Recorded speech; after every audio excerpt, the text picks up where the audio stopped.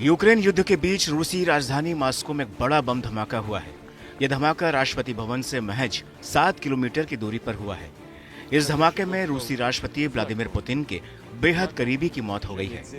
धमाका इतना जोरदार था कि इससे इमारत के 4 मंजिल ऊपर तक की खिड़कियों के कांच टूटकर बिखर गए। रूस के न्यूक्लियर प्रोग्राम के चीफ इगोर किरिलोव अपने साथी के साथ इस बम ब्लास्ट का शिकार हुए हैं। बताया गया है कि जनरल अपने अपार्टमेंट से बाहर निकल रहे थे। इस दौरान जैसे ही वह अपने असिस्टेंट के साथ अपने स्कूटर पर बैठे, तभी उसमें जोरदार धमाका हो गया। रूसी राजधानी में हुए बड़े बम धमाके से पूरे इलाके में हड़कंप मच गया है। रूस की जांच एजेंसी ने बताया कि धमाके के लिए 300 ग्राम टीएनटी का इस्तेमाल किया गया था।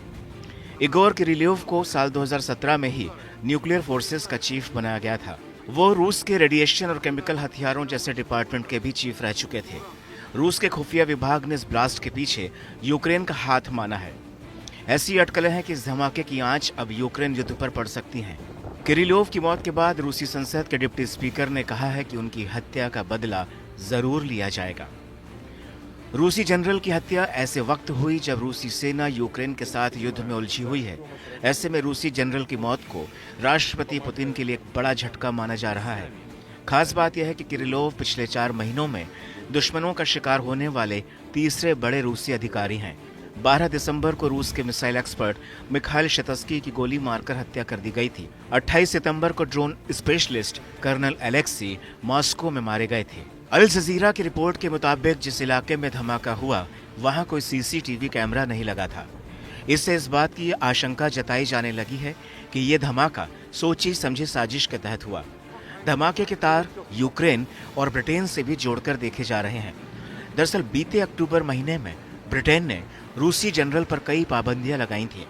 ब्रिटेन ने आरोप लगाया था कि रूसी जनरल ने यूक्रेन में केमिकल वेपन्स के इस्तेमाल पर नजर रखी थी। साथ ही वह क्रेमलिन के दुष्प्रचार का काम कर रहे थे। न्यूज एजेंसी एएफपी के मुताबिक यूक्रेन की सीक्रेट सर्विस एसबीयू ने मॉस्को में एक विशेष अभियान के तहत किरिलोव की हत्या की जिम्मेदारी ली है। तो वहीं कीव इंडिपेंडेंट की रिपोर्ट के मुताबिक किरिलोव को एक दिन पहले ही यूक्रेन के सिक्योरिटी सर्विस ने बैन केमिकल हथियारों के इस्तेमाल के आरोप में दोषी मानते हुए सजा सुनाई थी। हालांकि रूस ने इन आरोपों को खारिज किया था, तो वहीं रूसी टेलीग्राम चैनलों पर तस्वीरें पोस्ट हुई थीं जिससे ब्लास्ट से जुड़े होने का दावा किया जा रहा है। रूसी टेलीग्राम चैनलों पर ब्लास्ट की तस्वीरें पोस्ट हुई हैं और ये दावा किया जा रहा है कि इनका किरिलोव से ताल्लुक है। इन तस्वीरों में मलबा और बर्फ में 2 शव दिखाई दे रहे हैं। रूसी एजेंसियों ने हत्या के मामले की आपराधिक जांच शुरू कर दी है।